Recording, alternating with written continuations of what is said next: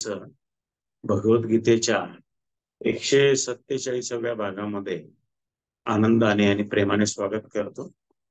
आपण अध्याय 13वा म्हणजे प्रकृती पुरुष विवेक योग हा आपण बघतो आहे आणि आपण श्लोक 11वा बघतोय. त्याच्यामध्ये भगवंतांनी ज्ञानी आणि अज्ञानी अशा दोन्ही माणसांची लक्षणं सांगितली. ज्ञानी माणसांची सांगितल्यानंतर त्यांनी अज्ञानी माणसाची सांगितली आणि ती आता आपण बघतोय. आपण मागच्या वेळेस 706व्या ओवीपर्यंत आलो होतो. आता आपण त्याच्या पुढच्या ओव्या बघणार. की भगवान नित्यानंद जे होते त्यांनी डॉक्टर राम भोसले जे आहेत त्यांचे शिष्य त्यांना दीक्षा दिली आणि राम भोसले त्यांच्याकडे नेहमी जात असत. पण कधी कधी ते खाली त्या गावामध्ये गणेशपुरीच्या इकडे काही लोकांवर पत्ते वगैरे खेळत असत. आणि एकदा भगवान नित्यानंदांना का आलं, मग त्यांनी त्यांना बोलून घेतलं, थोडस रागवले, छडीचा थोडासा प्रसाद दिला आणि ते म्हणे तुझ्या कारणाकरता पत्ते खेळतो, ते पैसे वगैरे तुला हवेत का, चल म्हणाले माझ्याकडे. त्याला लांब एका जंगलात गेले. आतमध्ये गेल्यावर त्यांनी त्यांच्या डोळ्यावरती पट्टी बांधली आणि खूप मध्ये नेलं. कुठे नेलं यांना कळालंच नाही. ते त्याने पट्टी बांधलेली होती आणि मग एका गुफेमध्ये नेलं.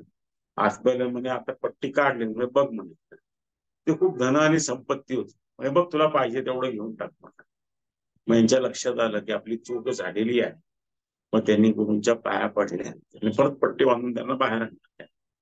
सांगण्याचा हेतू असा आहे की याच्यामध्ये जे यांनी सांगितलं आहे की अहंकार नको यायला पाहिजे, कशाचा चुकीच्या मार्गाला आपण जायला नको पाहिजे. नंतर डॉक्टर राम भोसले फार मोठे गुरु झाले, हे सगळ्यांना माहितच आहे. आता ते हयात नाहीयेत आणि त्यांनी फार मोठं काम केलेलं आहे. पुढे माऊली काय म्हणतात ते पाहूया. माऊली म्हणतात, लाटण्याप्रमाणे जो लवत नाही, धोंड्याप्रमाणे कधी द्रवत नाही, जसे फुरसे म्हणजे साप चावले असता ते मांत्रिकांनाही मारून टाकते, त्याप्रमाणे तो कोणत्याही विद्वानाच्या बंधनात राहत नाही. हा माणूस कसा असतो अज्ञानी माणूस, लाटणं जास्त घरातलं, ते कसं वाकत वगैरे नाही, तसा तो ताट असतो, एकदम लाटण्यासारखा ताट असतो. धोंडा म्हणजे दगड आहे, दगडाला कधी पाझर फुटत नाही, तर दगडाप्रमाणे त्याचं मन असतं, त्याला कधी कुठल्याही संवेदनेमुळे पाझर फुटत नाही, असं माऊली म्हणतात. आणि साप जसा असतो, छोटा साप जो असतो, तो मांत्रिकाला पण चावून मांत्रिकालाही तसा इतरांना सदैव उपद्रव देत असतो, असं माऊली म्हणतात. आणि विद्वान लोकांच्या बंधनात राहते. खरा माणूस कसा असतो, तो विद्वानांकडून काहीतरी शिकायला बघतो, काहीतरी समजून घ्यायला बघतो, आपल्याला जे कळत नाहीये ते सतत तो शिकत राहतो, असं ज्ञानी माणसाचं लक्षण असतं. हा नेमका त्याच्या विरुद्ध असतो, असं माऊली सांगतो. पुढे ते म्हणतात, फार काय वर्णन करावे, त्याच्यावर अज्ञान वाढत्या प्रमाणात आहे, तुला आम्ही खात्रीने सांगत आहोत. अरे अर्जुन, आणखीन असे पहा की जो या घरांची देहाची सर्व प्रकारे काळजी घेतो, पण तू मागील किंवा पुढच्या जन्माचा कधीच विचार कर.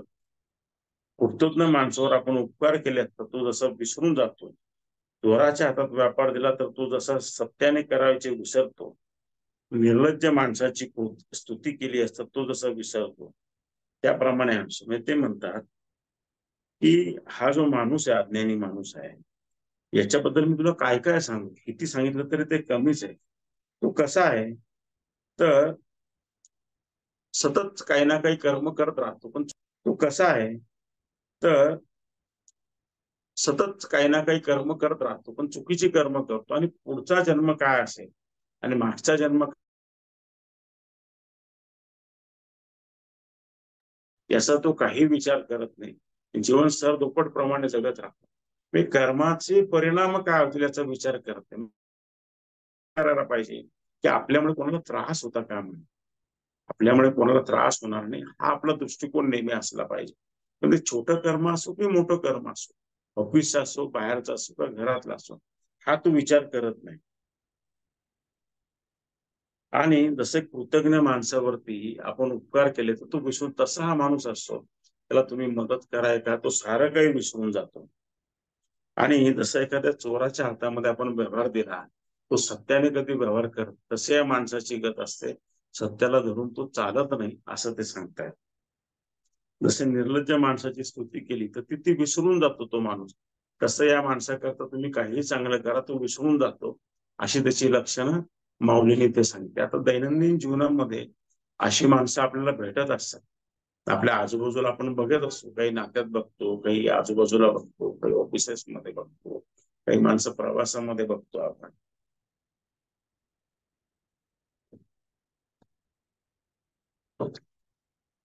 पुढे ते म्हणतात, ओढाळप्रमाणे कुत्रा घरात शिरला असता घर मालकाने त्या कुत्र्याचे कान शेपूट कापून टाकले. गंमत अशी की रक्ताने माखलेले कान शेपूट बरे होण्यापूर्वीच त्याने पुन्हा ओढाळपणा करून घरात यावे. बेडूक सर्पाच्या तोंडी गिळला जात असता माशा खात असतो, आपण मरणार त्याचे त्याला स्मरण नसते.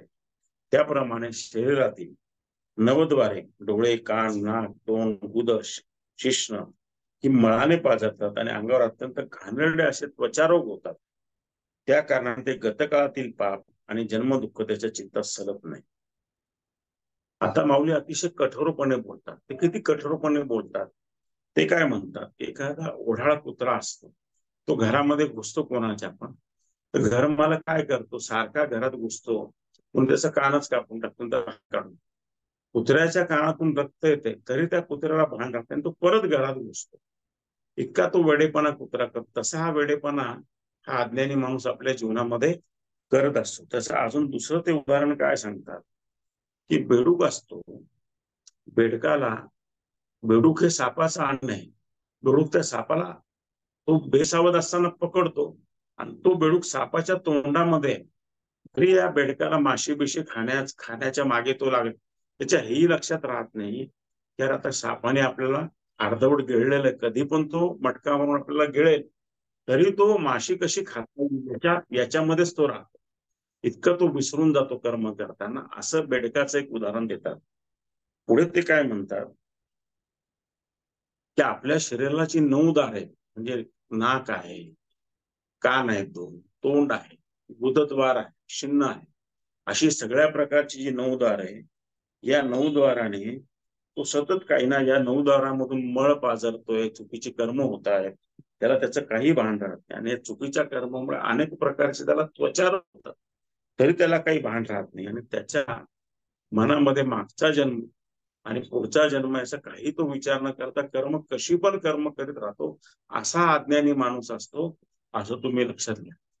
हे पाऊली बरोबर बोलतो. त्वचारोग जे होतात ना साधारणपणे, कुठलेही कोणाबद्दलचा राग, संताप, अहंकार, आपण धरून ठेवल्या गोष्टी, की माणसाला वेगवेगळ्या प्रकारचे रोग होतात.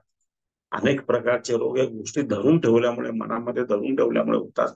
त्या अलीकडे विज्ञानाने पण प्रूव्ह केलेलं आहे.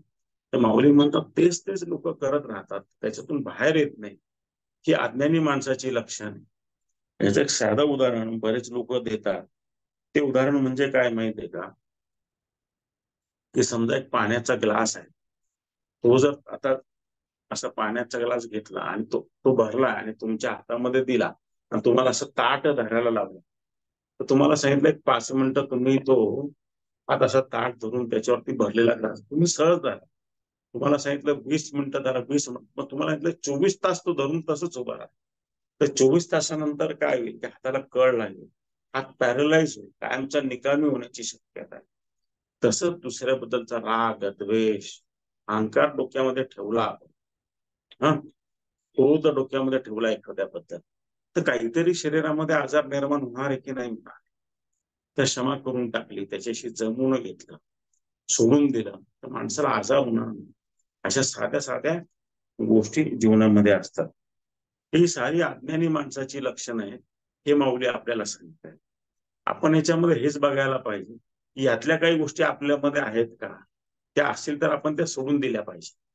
आपण काय बघायला पाहिजे, ज्ञानेश्वरी आपण शिकतो, यातल्या काही गोष्टी आपल्यामध्ये असतील तर त्या आपण काढून टाकल्या पाहिजे. पुढे आता माऊली काय म्हणतात, जो आईच्या पोटात मळाच्या प्रांगणात जो 9 महिनेपर्यंत उघडला, पण त्या गर्भावस्थेतील दुःख किंवा जन्मास येताना घडलेलं कष्ट तो कधीच स्मरत नाही.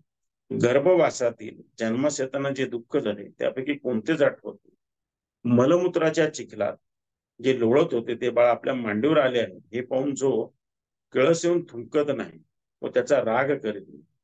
कालच एक जन्म गेला आणि उद्याचा पुढचा जन्म येणार याचा तो विचार करत नाही. आता माऊली लहान बाळाचं उदाहरण देतात. ते बाळाचं कसं असतं, की आईच्या पोटात ज्यावेळी जन्म घेतं आणि 9 महिने राहतं, तर आईच्या पोटामध्ये मलमूत्र सगळे केमिकल याच्यामध्ये ते राहत असतं ते याच्यामध्ये. आणि ते बाळ ज्यावेळी जन्माला येतं त्या आई वडिलांच्या हातात, त्यावेळी ते हे विचार नाही करत की 9 महिने हा मलमूत्र या सगळ्या प्रकारच्या पोटातल्या गोष्टी जास्त त्याच्यामध्ये राहिलेलं बाळ आहे, अजून एक जन्म झालाय, पुढच्या अजून जन्म होणार आहे. तर त्याला त्याचं काही वाटत नाही, तो हा विचार करत नाही की जन्मबंधनातून मुक्त कसं होता येईल. अशा खरा त्यांनी विचार केला पाहिजे, अशा रीतीने कर्म केली पाहिजे की परत जन्माचे फेरे नको पडायला पाहिजे आपल्याला. हा विचार न करता तो हा एक जन्म गेला, पुढचा एक जन्म येईल, काही विचार करत नाही, आपली कर्म करत राहतात. हे माऊली जरा हे जे उदाहरण दिलंय, आपण काय बघतो की एखाद्या बाळाचा जन्म झाला तर आपण आनंद मानतो, पण इथे माऊली बाळाचा जन्म घेण्याचं एक कठोर उदाहरण काय घेताय की तुम्ही विचार करा तुमच्या जीवनाबद्दल, की तुम्ही जे कर्म करताय ते कर्म चांगले आहे का, वाईट आहे का, योग्य का अयोग्य आहे का, त्याचं मिश्रण हे तुम्ही विचार करा. आणि कर्मातच कर्माचं फळ लपलेलं असतं हे आपल्याला माहिती आहे. तर कर्म करतानाच विचारपूर्वक कर्म करा, असं याच्यामध्ये माऊलींना सांगायचं आहे. आलं का लक्षात?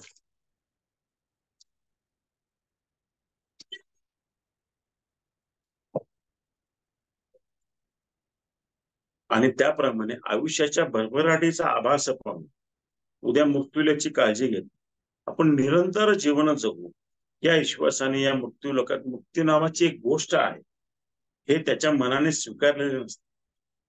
म्हणजे याची दुसरी गोष्ट काय असते की त्याच्याकडे खूप संपत्ती वैभव आला, तो उन्मत्तपणे जीवन जगतो.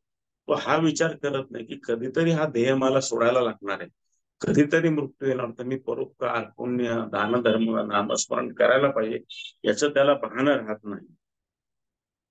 आणि मला काही होणारच नाहीये, मला कधी मृत्यूच येणार नाही, अशा रीतीने तो जीवन जगत राहतो.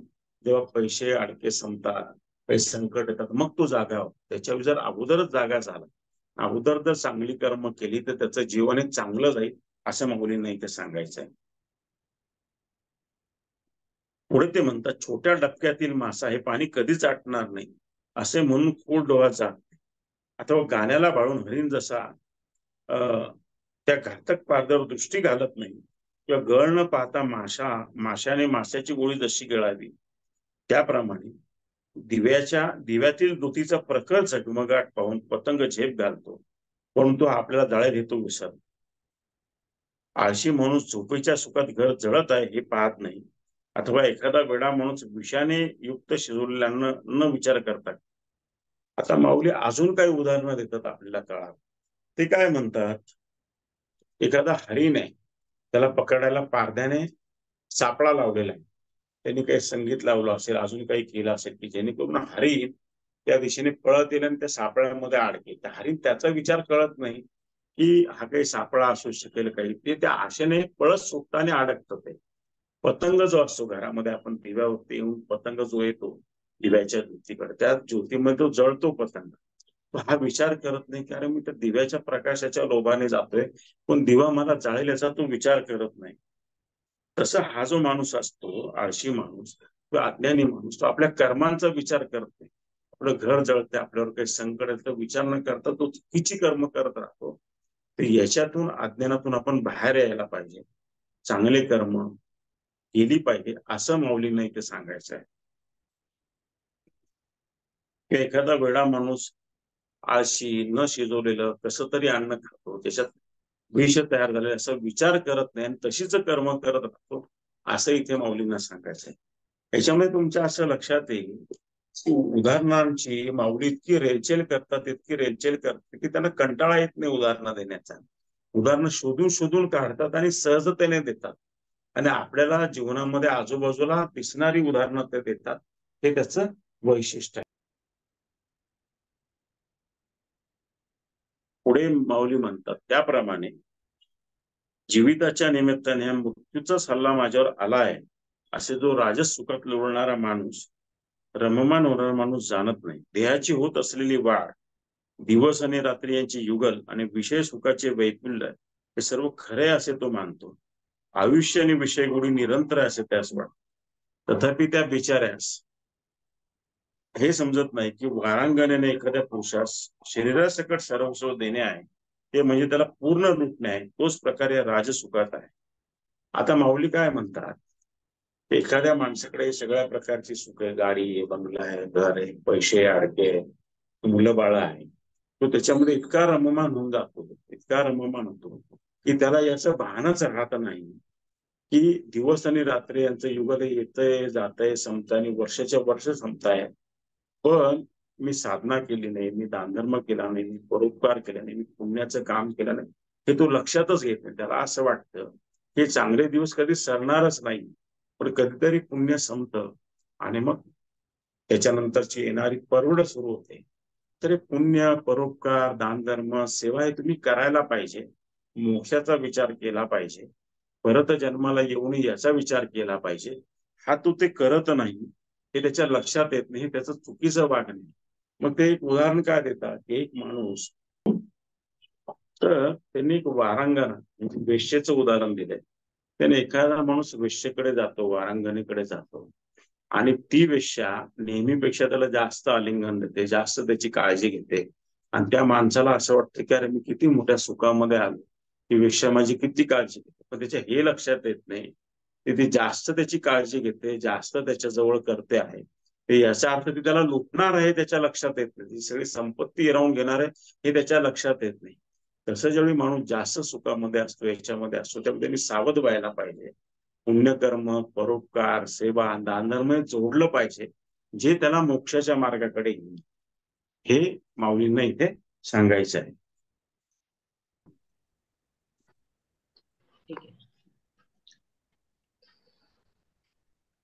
तर माऊलींनी इतके उदाहरणं आपल्याला दिले आणि या उदाहरणातून आपल्याला शिकायचं आहे की आपणच आपलं स्वतःचं ऑडिट करायला पाहिजे, की आपल्याकडे आपण दिवसाचे जे 24 तास मिळालेले आहे किंवा आठवडा एक आपल्याला मिळतो, तर त्यावेळेस एक नवीन आठवडा सुरू होतो, तर आपण साधना, परोपकार, दानधर्म आणि दैनंदिन कर्म याची अशी आपण सरमिसळ घातली पाहिजे की जेणेकरून आपल्या हातून या इतर गोष्टी पण व्हायला पाहिजे. असं सांगून मी आजचं माझं प्रवचन संपवतो आणि आपण आलात त्याबद्दल आपल्या सगळ्यांचे आभार मानतो. तुमच्या हृदयातल्या कृष्णाला मी वंदन करतो आणि माऊलींनी एवढी उदाहरणं दिलीत, आपण असं पण करूया की आपण आपल्या जीवनामध्ये त्यांचा संदेश आणायचा आपण प्रयत्न करूया. जय श्रीराम, जय श्रीराम, जय श्री